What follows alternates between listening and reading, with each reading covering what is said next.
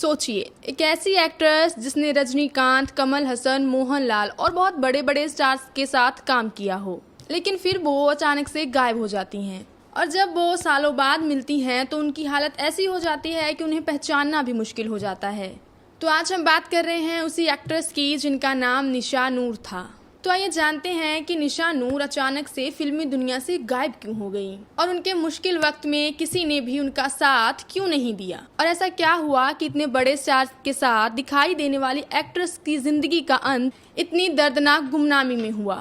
निशा नूर का जन्म 18 सितंबर 1962 को तमिलनाडु के नागापिट्टम में हुआ था। उनके बचपन और परिवार के बारे में वैसे तो कहीं से भी पूरी जानकारी नहीं मिलती, लेकिन कहते हैं कि छोटी उम्र में उनकी शादी किसी रिश्तेदार से कर दी गई थी और उनकी ये शादी बहुत ही जल्दी टूट गई थी। और फिर कुछ टाइम बाद उनकी मां की मौत हो गई और उसके बाद तो वो बिल्कुल अकेली पड़ गई। 1970 के आखिरी दशक में उन्होंने साउथ इंडियन सिनेमा में कदम रखा। उसके बाद उनकी पहली फिल्म आई जिसका नाम था पोन्नू उरुक्कू पुधुशु, और फिर धीरे धीरे करते करते उन्होंने बहुत सारी फिल्मों में काम किए।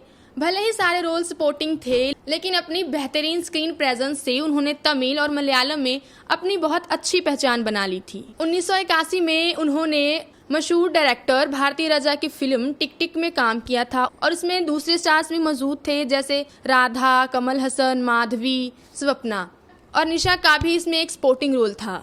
1980 से 1986 का वो दौर निशा के करियर का एक सुनहरा और एक्टिव वक्त था।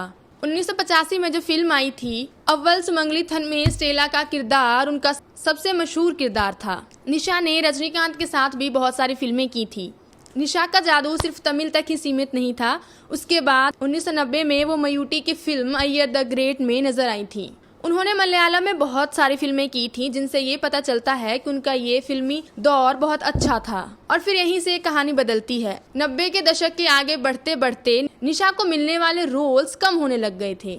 जब फिल्मों की ऑफर गिरने लगे तो उनकी फाइनेंशियल कंडीशन खराब होने लग गई। उसके बाद वो काफी टाइम तक पब्लिक लाइफ से दूर रही। कुछ मीडिया रिपोर्ट्स के अनुसार ये बताया जाता है कि इसी दौरान निशा एक प्रोड्यूसर के करीब आई थी और उस प्रोड्यूसर ने निशा का भरोसा जीता और उसकी सारी कमाई और सेविंग्स पर कब्जा कर लिया। और उसके बाद जब निशा पैसों के लिए मोहताज हो गई तो उन्हें छोड़कर वो भाग गए। लेकिन बात यहीं खत्म नहीं होती। रिपोर्ट्स के मुताबिक ये भी बताया जाता है कि पैसों की तंगी और मजबूरी की वजह से एक प्रोड्यूसर ने निशा को प्रोस्टिट्यूशन के धंधे में धकेल दिया था। निशा नूर की फिल्मों की चमक धमक पीछे छूट चुकी थी। निशा नूर गुमनाम हो चुकी थी। न उनके पास रहने के लिए घर था, न पहनने के लिए कपड़े, न खाने के लिए खाना। निशा नूर अपनी आखिरी सालों में गरीबी, बीमारी और घर ना होने का दुख सह रही थी। इतने सालों की गुमशुदगी के बाद साल 2007 में निशा नूर चेन्नई की एक दरगाह के बाहर बहुत बुरी हालत में मिलती है और उन्हें देखकर ये साफ पता चल रहा था कि उन्होंने बहुत लंबे समय से कुछ भी अच्छे से खाया पिया नहीं था और वो कुपोषित थी।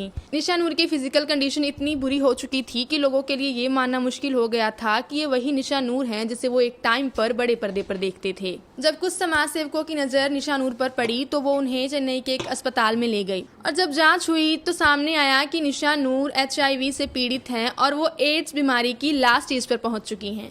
रिपोर्ट्स के मुताबिक ये कहा जाता है कि निशा नूर को खुद भी इस बीमारी के बारे में नहीं पता था और शायद वो इसलिए क्योंकि उनकी फाइनेंशियल कंडीशन इतनी स्ट्रांग नहीं थी कि वो खुद अस्पताल जाकर अपना इलाज करवा सकती या अपनी जांच करवा सकती।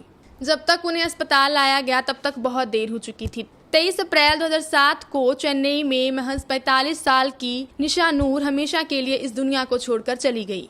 देखिए, निशा नूर की कहानी सिर्फ एक एक्ट्रेस के उभरने या गिरने की ही नहीं है, बल्कि ये इस चमकती हुई दुनिया का वो काला सच है जहां तालियों की गूंज बंद होने पर कई चेहरे लोगों की यादों से मिट जाते हैं। जिन शोषण के दावों की बात इस स्टोरी में की गई है वैसे तो वो अभी तक प्रूफ नहीं हुए हैं, लेकिन सच तो यही है कि निशा नूर का अंत बहुत खौफनाक और दर्दनाक था। जिस चेहरे को बड़े पर्दे पर कभी हजारों लोग देखते थे, उनके आखिरी वक्त में उन्हें पहचानने वाले चंद लोग भी नहीं बचे थे। शायद निशा नूर की कहानी का सबसे बड़ा दुख ये नहीं है कि वो गुमनाम हो गई थी, बल्कि ये है कि उनके जिंदा रहते हुए भी लोगों ने उन्हें पूरी तरह से भुला दिया था। आज भी उनकी कहानी एक सवाल बनकर खड़ी है, क्या शोहरत सिर्फ पर्दे की रोशनी तक ही होती है या रोशनी के पीछे खड़े उस इंसान की भी कोई कीमत है। ये थी निशा नूर की दर्दनाक कहानी और इसी के साथ ही वीडियो यहीं खत्म होता है। अब मैं आपको मिलूंगी किसी और स्टोरी के साथ किसी और वीडियो में।